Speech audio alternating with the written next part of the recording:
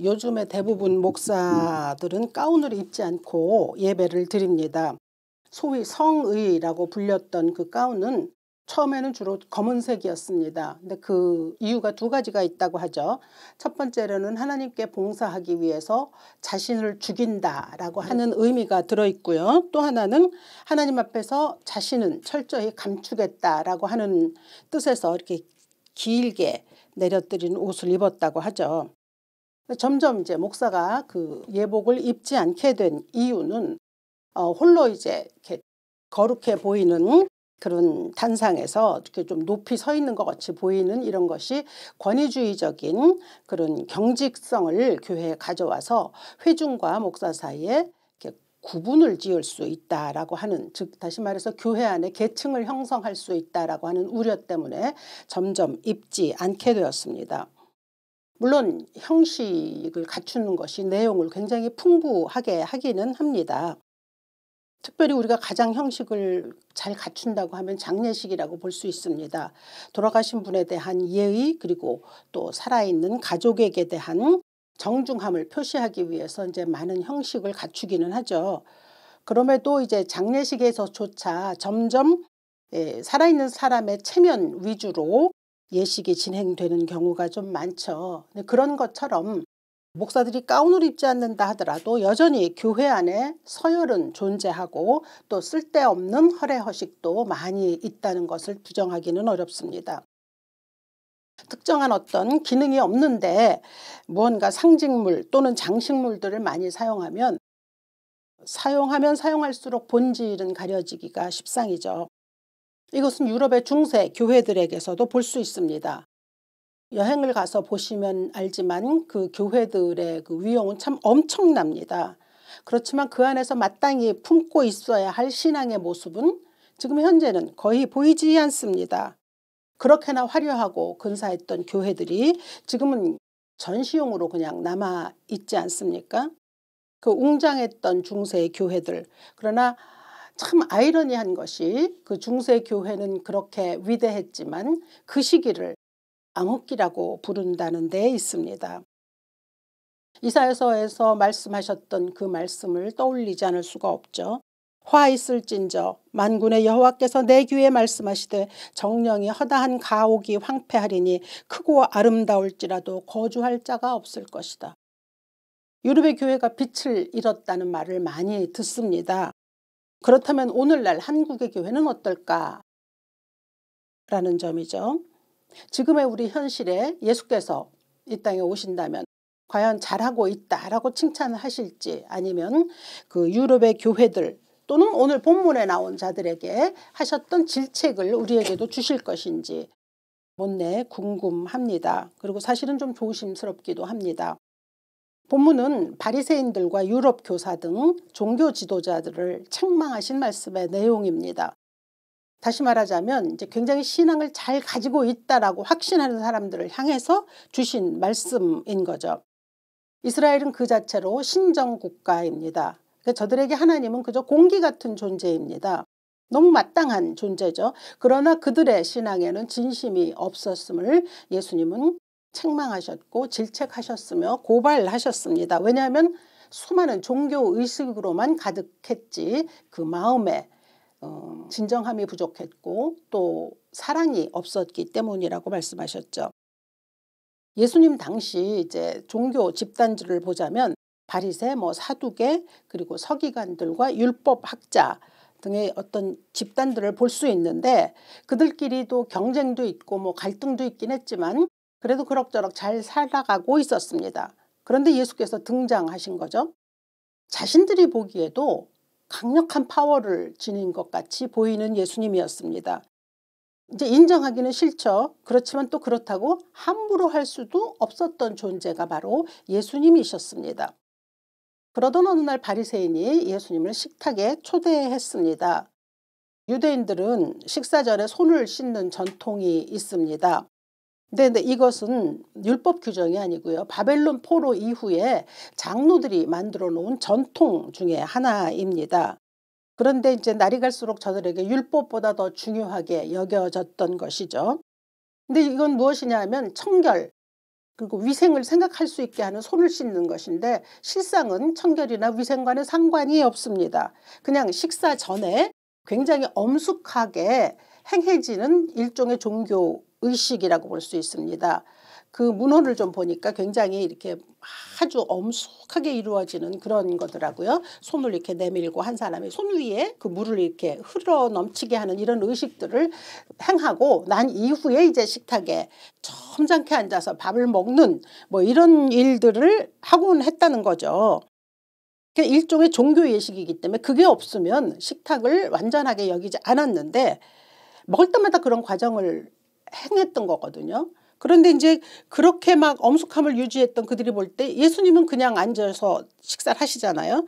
그 예수님의 행동이 굉장히 무식하고 그리고 심지어는 또 경박해 보이기까지 한 거죠. 그러나 예수님으로부터 나온 반응은 책망이었습니다. 39절은 너희 바리새인은 지금 잔과 대접의 겉은 깨끗이 하나 너희 속에는 탐욕과 악독이 가득하도다. 예수님 보신 거죠. 다른 사람은 그들의 그 예식을 보면서 막 존경심을 표하고 그러긴 했지만 그 속에 들어있는 위선을 볼 수가 없었거나 아니면 알았다 하더라도 어떻게 할 수 없었을 것이겠지만 예수님께서는 가차없이 그들을 질책하셨습니다. 42절로부터 44절까지는 바리새인을 향해서 그리고 45절로부터 52절까지는 율법 교사들을 향해서 이제 예수께서 그들을 고발하신 장면이 오늘의 본문입니다. 오늘 본문은 6개 화 있을진저라고 하는 말로 시작되는 문장들이 나옵니다. 이 화 있을진저는 구약에도 참 무척 많이 등장하는 어구입니다. 그러니까 이건 이스라엘 백성들뿐만 아니라 이방인들에게도 그들 때 선지자들이 전했던 문구이기도 합니다. 정의를 굽게 하고 바른 길을 가지 아니하는 자들을 향하여서 외쳐졌던 하나님의 책망에 대한 또 심판에 대한 그러한 문구인 것이죠. 그런데 이제 신약에 이르러서도 예수님도 이 말씀을 사용하셨습니다. 42절을 보면요. 화 있을진저 너희 바리새인이여 너희가 박하와 운향과 모든 채소의 11조는 들이되 공의와 하나님께 대한 사랑은 버리는도다. 그러나 이것도 행하고 저것도 버리지 말아야 할지니라. 이 바리새인들의 그 겉과 속이 다른 신앙에 대한 책망입니다. 근데 특별히 이제 헌금에 대한 말씀을 하신 것이죠. 헌금에 대한 저들의 위선을 고발하신 게 됩니다. 물질이라는 것이 대체로 그 한 사람의 신앙생활을 드러내는 꽤 정확한 표지가 됩니다. 그래서 예전에 저희 돌아가신 이준표 목사님은 지갑이 회개해야만 온전한 회개라고 그렇게 말씀하신 적도 있습니다. 성경 말씀에 너희 보물 있는 곳에는 너희 마음도 있다고 하셨거든요. 네, 우리의 물질이 있는 곳에 마음이 있다는 것은 누구라도 부정할 수는 없습니다. 근데 이제 이 바리새인들은 겉으로 보기에 종교 생활 가운데서도 특별히 이 헌금 생활은 무척이나 반듯해 보였다는 거죠. 오늘 보면 뭐 박하와 운향과 모든 채소의 11조. 그러니까 각각의 모든 것에 대해서 굉장히 세세하게 구별해서 드렸다. 정확하게 드렸다. 뭐 이런 뜻이겠습니다. 그러니까 그렇게 하지 못하는 사람들이 볼 때는 굉장히 경건해 보이는 것이겠지만 그러나 예수님은 속지 않으신 거죠. 이 헌금 문제를 이제 특별히 예수께서 다루셨는데 이 헌금은 오늘날 교회에서도 굉장히 예민한 주제입니다. 특히 11조. 오늘 말씀이 11조이기 때문에 제가 말씀을 드리는 겁니다만 많은 이견들이 존재하죠. 11조가 구약시대에 있었던 것이기 때문에 지금에 있어서는 지금의 교회는 맞지 않다라고 하는 의견도 있고요. 그리고 또 그러나 또 하나님께 드리는 신앙 고백이기 때문에 그렇지 않다라고 하는 의견들이 또 서로 맞부딪히는 때도 있습니다. 그래서 이제 11조는 내가 하지 않지만 그러나 나는 구제는 하겠습니다라고 하는 그리스도인들도 무척 많이 있습니다. 근데 분명한 해답은 오늘 42절에서 예수께서 말씀하신 겁니다. 이것도 행하고 저것도 버리지 말아야 할지니라. 즉 다시 말하자면 하나님께 드리는 헌금에 대해서도 인색하거나 해서는 안 된다는 거죠. 자원해서 드리는 헌금을 하나님 기뻐하신다고 하셨거든요. 그리고 이제 11조는 누가 뭐래도 그것은 하나님께 대한 나의 신앙 고백입니다. 만물이 하나님으로부터 말미암았다라고 하는 데서 나온 고백이기 때문에 예수님 말씀하셨습니다. 이것도 행하고 또 저것도 즉 구제도 행할 수 있어야 한다는 것이기 때문에 각자의 이제 믿음의 분복에 따라 할 수 있는 것이 11조 신앙이기도 하고, 그리고 또 억지로는 할 수 없습니다. 기쁨으로 할 수 있어야 하는 것이죠. 그리고 또 구제 역시 마찬가지죠. 그러니까 하나님은 하나님 사랑, 이웃 사랑인 것처럼 하나님께 대한 고백, 이웃에 대한 고백이 동일하다는 것을 말씀하십니다. 그래서 41절에는 말씀합니다. 그 안에 있는 것으로 구제하라. 그리하면 모든 것이 너희에게 깨끗하리라. 구제를 하는데 왜 깨끗하다고 하시는가라는 말씀을 생각해 보면요. 우리가 나눌 때 욕심이 정화됩니다. 누군가와 더불어 함께하고 있을 때 우리 안에 있는 많은 욕심, 욕망, 이 더러움에 대한 것들을 제할 수 있는 방법이 되기 때문에, 그래서 이제 하나님께서는 구제라는 것을 우리에게 주신 것 같습니다. 이사야 1장을 보면 백성들이 열심히 하나님 앞으로 뭔가를 가져옵니다. 그리고 제사를 드린다고 그야말로 야단 법석을 떱니다. 그러니까 열심을 다해 섬기는 거죠. 그리고 각종 종교 행사들을 막 빠지지 않고 드렸는데, 그때 하나님께서 그들에게 하신 말씀이 헛된 재물을 다시 가져오지 말라. 분향은 내가 가증히 여기는 바요. 월삭과 안식일과 대회로 모이는 것도 그러하니 성회와 아울러 악을 행하는 것을 내가 견디지 못하겠노라. 그러니까 악을 행하면서 또 예배를 드리는 것, 그 두 가지가 같이 이루어지는 것에 대해서 하나님이 정말 싫어하셨다는 것을 볼 수 있기 때문에 우리 그리스도인들에게는 신앙과 또 우리의 경제관이 건강하게 하나님 안에서 반듯할 수 있어야 할 것입니다. 예수님은 그 바리새인들의 헌금에 대한 위선을 고발하시면서 이번에는 또 43절에서는 이렇게 말씀하셨습니다. 화 있을진저 너희 바리새인이여, 너희가 회당의 높은 자리와 시장에서 문안받는 것을 기뻐하는도다. 허세와 교만인 거죠. 이 말씀 읽으면서 한 가지 이미지가 떠올랐습니다. 지금은 굉장히 많이 변하기는 했습니다만 예전의 교회의 강대상을 보면 굉장히 그 나무로 조각된 근사한 의자들이 있었죠. 그리고 또 그 아주 두꺼운 방석들이 놓여져 있었습니다. 이렇게 보기에도 좀 비싸 보임직한 이러한 의자들이 있었거든요. 그리고 또 그때 뭐 이제 목사님들도 그랬지만 장로님들도 아이들은 근처에 오지도 못하게 했었죠. 소위 성물이라고 해서 그것에 대해서 손대지 못하도록 만들었던 그런 일들도 있었습니다.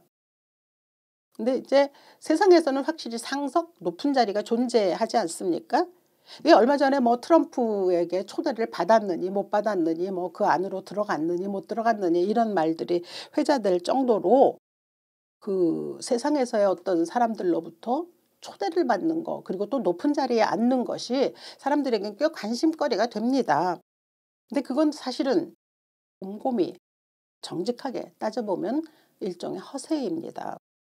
그러니까 바리새인들이 자신의 권위를 자랑하기를 즐겨했다는 거죠. 오늘 본문과 같은 동일한 본문이었던 마태복음 23장 2절을 보면 서기관들과 바리새인들이 모세의 자리에 앉았다라고 기록해놨습니다. 그러니까 모세의 자리에 앉았다는 게 무슨 뜻이겠습니까? 모세의 자리, 권위를 상징하는 자리이지 않습니까? 그렇지만 동시에 그 자리는 바리새인들에게는 자신의 욕망을 얼마든지 펼칠 수 있는 자리이기도 한 거죠. 그러니까 스스로에게 최고의 권위를 부여하고 그리고 종교적인 영향력을 마음껏 발휘할 수 있었던 그 자리, 그들이 그 자리에 앉아서 자신들의 그 위세를 떨쳤다라고 하는 말이죠. 사람들도 보면요, 어떤 사람들은 참 유난히 사람들이 자기를 환호해 주기를 바라는 사람들도 있습니다. 그걸 왜 그러냐면 그렇게 함으로 내가 굉장히 중요한 사람이라고 하는 대접을 인식하기 때문인 것 같습니다. 또 사회는 서열이 굉장히 중요하죠. 그런데 교회는, 그리스도인의 공동체는 달라야 한다는 것이 예수님의 가르침입니다. 그냥 뭐 여러 이야기를 차치하고라도, 그러나 아직도 교회에서 많은 부목사들이 담임 목사의 부하처럼 여겨지는 경우를 목도합니다. 서글픈 일이죠. 또 식상에서 식사를 하게 될 때도 꼭 담임 목사 자리에는 좀 다른 반찬이 들어가 있습니다. 그리고 뭔가 다르게 하여튼 대접을 합니다. 그리고 그런 일들은 대부분 여신도들이 담당을 하죠. 근데 이러한 일들은 사실은 타파되어야 할 일들이고 깨어져야 할 관습입니다. 여러분들은 어떻게 생각하실지 모르겠습니다만 그렇습니다. 목사와 성도가 함께 노력해야 하는 일이죠. 그러니까 목사는 스스로 자신의 자질을 향상시켜야 하고 그리고 겸손해야 합니다. 목사와 성도가 다를 것이 없거든요. 다만 그 직능의 차이가 있을 뿐이거든요. 그런가 하면 성도들도 자존감으로 충만해야 합니다. 그러니까 목사들이 스스로 선생이 되려고 하는 그 위치에서 벗어나야 한다라고 저는 생각하고 있습니다. 야고보서 3장 1절은 내 형제들아 너희는 선생된 우리가 더 큰 심판을 받을 줄 알고 선생이 많이 되지 말라라고 충고했습니다. 그러니까 교회에서 종교적 권위를 내세우는 것, 그거 결코 예수께서 용납하지 아니하시는 현상입니다. 초대교회는 참으로 부흥했고 아름다운 교회로 소문이 났는데 그 절대적인 원인 한 가지는 교회에서 가장 약한 자가 많은 대접을 받았기 때문입니다. 그리고 모든 공동체의 중심이 성령님이시기 때문에 가능한 일이었죠. 성령이 우선하시는 일을 따라서 모든 일을 행했기 때문이잖아요. 그러니까 우리 교회에 누가 가장 중심인가를 살펴볼 필요가 있습니다. 큰 교회든 작은 교회든 그 교회 중심은 성령님이시고 머리는 예수이시고 또 가장 대접을 받아야 할 사람이 있다면 가장 약한 자라고 하는 점이죠. 근데 이제 현재 교회는 스스로 우상이 되려고 하는 사람들, 또 교인의 환호를 먹고 살려고 하는 목사들이 많이 있죠. 또는 제도나 조직을 공교히 해서 자신의 위치를 막 견고히 하려고 하는 그런 경우도 있습니다. 그리고 그것을 유지하기 위해서 심지어는 부당한 수단까지 또 가져오는 일들이 더러더러 일어나고 있다는 것은 참 슬픈 현실입니다. 사람의 권위는 스스로 만들어낼 수 있는 것이나 또 억지로 생기는 것이 아닙니다. 그 사람의 신앙 고백이 삶에서 얼마나 체화되느냐에 따라서 꼭 그만큼 이루어진 만큼의 권위를 제공받지 않나 싶습니다. 우리 안에서 여전히 목회자와 교인 간의 서열이 사라지지 않고 있다면 저는 예수께서 화 있을진저라고 하는 음성을 바리새인들과 서기관들에게 들려주셨던 것 같은 음성이 우리에게도 들려올 것 같다는 생각에서 좀 두렵습니다. 사실 교회 안에서 일어나고 있는 것이 옳지 않은 것이 분명함에도 불구하고 사실 모른 척하고 있는 일들도 많이 있습니다. 44절을 보면요. 화 있을진저 너희여 너희는 평토장한 무덤 같아서 그 위를 밟은 사람이 알지 못하느니라. 유대인들은 이제 시체 매장을 굴에다가 하지만 또 그렇게 하지 못하는 가난한 사람들은 그냥 땅을 파고 그 안에 시신을 묻어버리는 경우가 있는데 그러다 보니 가끔가다 이제 그게 시신이 밖으로 나올 때도 있고 이러면 또 율법에는 시신을 가까이 하면 안 된다는 규정도 있기 때문에 어쩔 수 없이 그것을 이제 회치를 한다고 합니다. 그래서 가끔 성경에 보면 회칠한 무덤이여라고 예수께서 책망하시는 것이 바로 그것이죠. 그러니까 그거는 그 안에 회칠한 무덤이라는 걸 알고 있으면서도 서로 모른 척한다는 것 아니겠습니까? 극렬한 위선인 것이죠. 서로 알고도 모른 척하는 것, 그것을 보시고 예수께서 회칠한 무덤이라고 하셨던 것처럼 오늘날의 우리나라 교회들에게도 이런 음성이 들리지 않을까 싶은 그런 걱정이 앞서는 거죠. 근데 그때 그렇게 바리새인들에게 예수께서 책망을 하셨는데 이번에는 이제 율법 교사들을 향하여 예수께서 주신 거죠. 그 둘은 서로 사이가 좋지 않았습니다. 그러나 그럼에도 예수님의 행동이 못마땅한 데서는 이제 서로 공감대가 이루어졌던 모양입니다. 바리새인들이라고 하면 그냥 이렇게 쉽게 생각할 때 오늘날의 목회자들과 비슷하다고 생각할 수 있고요. 이제 실제로 행동하는 사람들이니까 그런가 하면 율법학자들은 율법을 연구하고 또 새로운 규정을 만들어내는 작업들을 하는 사람들이라는 면에서는 오늘날의 신학자들과 비슷하다고 볼 수 있겠습니다. 근데 그 율법사들에게 말씀하시기를 화 있을진저 너희 율법 교사여 자기는 지기 어려운 짐을 사람에게 지우고 너희는 한 손가락도 이 짐에 대지 않는도다. 이제 그렇게 말씀하셨거든요. 그러니까 자기가 이제 똑똑하고 지식이 있으니까 율법을 자꾸 만들어내는 거예요. 규정들을 만들어내는 거예요. 그런데 그것이 정작 병든 자들이나 소외된 자들에게는 아무런 도움이 되지 않는 그런 법들을 만들어내는 거기 때문에 안식일에 병이 들었어도 치료받을 수 없는 부작용들이 생긴 거거든요. 자기중심적인 이러한 일들이죠. 그래서 예수께서는 그들에게 또 화 있을진저 너희 율법교사여 너희가 지식의 열쇠를 가져가서 너희도 들어가지 않고 또 들어가고자 하는 자도 막았도다. 물론 오늘날의 신학자분들이 다 그렇다는 이야기는 아닙니다. 그런데 이제 그때 사람들이 자기들이 만들어 놓고 근데 그것이 옳다고 생각하지만 그들도 들어갈 수는 없었던 것이라고 예수께서 지금 이제 말씀하신 거고요. 그러면서 자기뿐만 아니라 다른 사람도 들어가지 못하게 하는 그런 일들을 하게 했다는 거죠. 참 우리 말하자면 그리스도인들 가운데에서도 지도자 격에 해당한다라고 생각하는 사람들은 참 이 말씀에 귀를 기울여야 합니다. 그러니까 우리 스스로도 우리 자신을 돌아보아야 하지만 과연 지금 우리가 일주일에 뭐 적어도 한 번은 보지 않습니까? 목회자들을. 과연 존경할 만한가? 그들은 성도의 귀감이 되고 또 롤모델이 될 수 있을 만한가라고 하는 거죠. 물론 어딘가에는 분명히 그런 분들이 계십니다. 제가 알고 있는 분들 가운데서도 저런 목회를 하면 또 저렇게 목사로서 살아간다면 참 좋겠다라고 하는 그런 바람을 투영할 수 있는 분들이 덜어 계십니다. 다수를 이루지는 않지만 그러나 그런 분들도 덜어 있거든요. 근데 그런 분들이 정말 많았다면 오늘날 교회가 이토록 무능하지는 않았을 겁니다. 그런 면에서는 저도 회개해야 하고 저도 돌아서야 하고 끊임없이 자신을 돌아봐야 한다는 점이죠. 신학자들은 저희들이 가까이 하지 못하지 않습니까? 이제 신학을 공부하는 자들에게는 가까이 하지만 그들의 이야기들이 때로는 뜬구름 잡는 이야기처럼 여겨진다는 말을 들을 때도 있습니다. 뭐 학문적인 일들은 대부분 다 그렇기는 하죠. 지식적인 차원에서 전하다 보니 미처 거기까지 따라가지 못하는 사람들은 이해하기 어렵기도 하고 또 신앙에 그렇게 도움이 되지 않기도 하고 뭐 이런 거지만 그것은 이제 제가 오늘날 율법교사들이 신학자들과 비슷하다고 이야기한 점이지 예수께서 그 시대의 율법교사를 향하여 주셨던 그 경고가 오늘날 그분들에게 임한다는 얘기는 아닙니다. 그러니까 우리에게는 우리 학문적으로 연구를 해서 이제 목사가 될 사람들을 가르치는 신학자들도 있고 또 배워서 목회에서 하나님의 말씀을 대변하는 목사들도 있죠. 그리고 또 그 말씀대로 살려는 성도들도 있습니다. 그러니까 이건 여기에 각기 맡은 직분이 다를 뿐 이 안에 그러나 서열이 있는 건 아니죠. 그러니까 여전히 목사가 자신을 성도보다 더 우월하다라고 생각하는 내가 가르쳐야 할 존재가 성도다라고 생각하는 한 그 교회는 건강할 수가 없습니다. 그리고 또 성도가 목사를 조금 다르게 대접해야 된다는 생각을 끊임없이 붙잡고 있는 한 그것은 예수께서 원하시는 그런 아름다운 공동체는 될 수 없습니다. 오히려 책망을 받을 것입니다.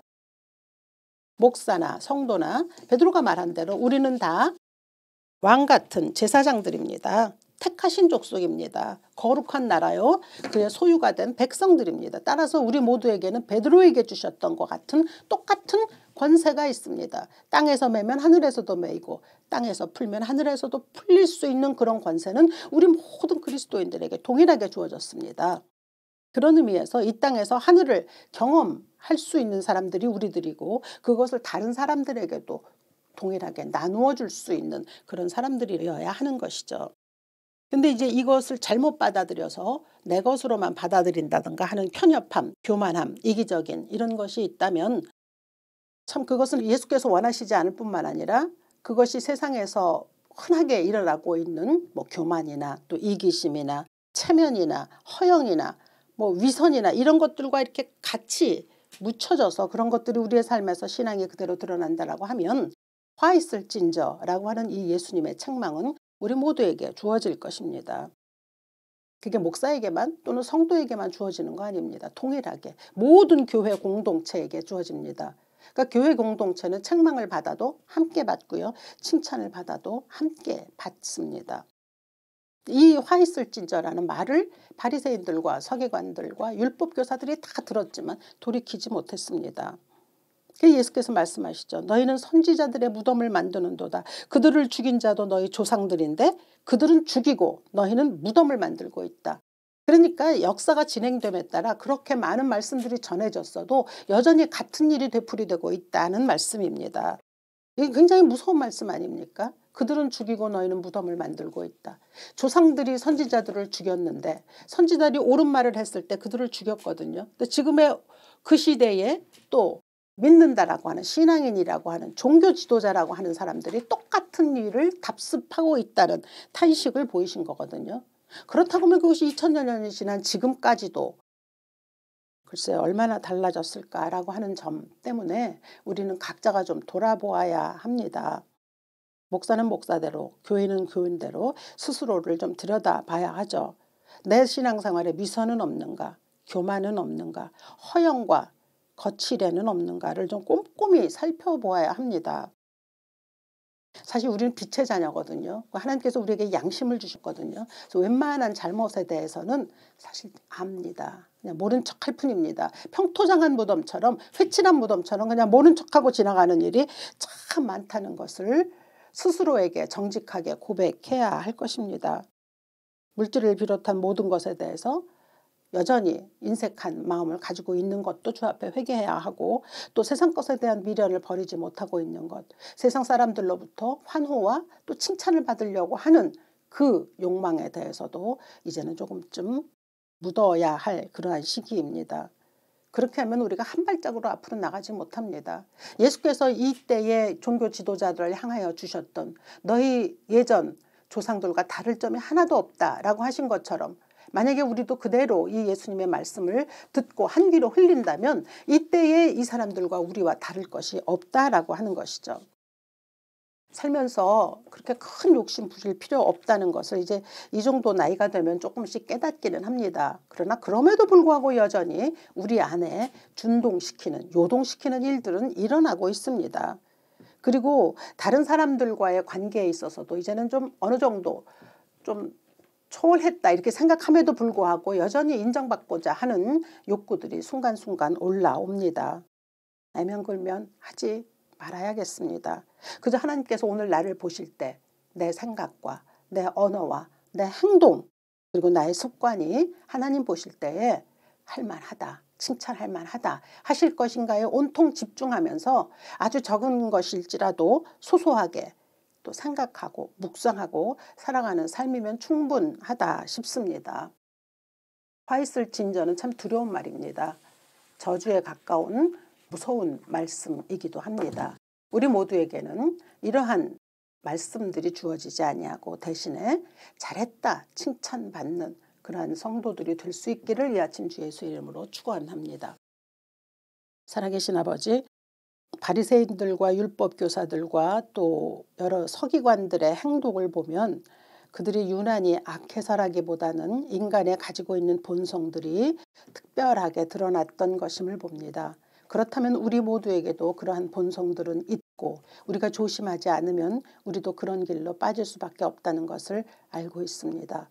주님, 우리의 삶 속에서 우리의 교회 공동체 속에서 우리가 어떻게 살아가야 할 것인가를 오늘 말씀을 통해 좀 긴장하게 하시고 제대로 듣게 하시고 그래서 우리의 삶에서 고쳐져야 할 부분이 있다면 고칠 수 있는 우리 모두가 될 수 있도록 인도하여 주시옵소서. 주 예수 그리스도 귀하신 이름으로 기도합니다. 아멘.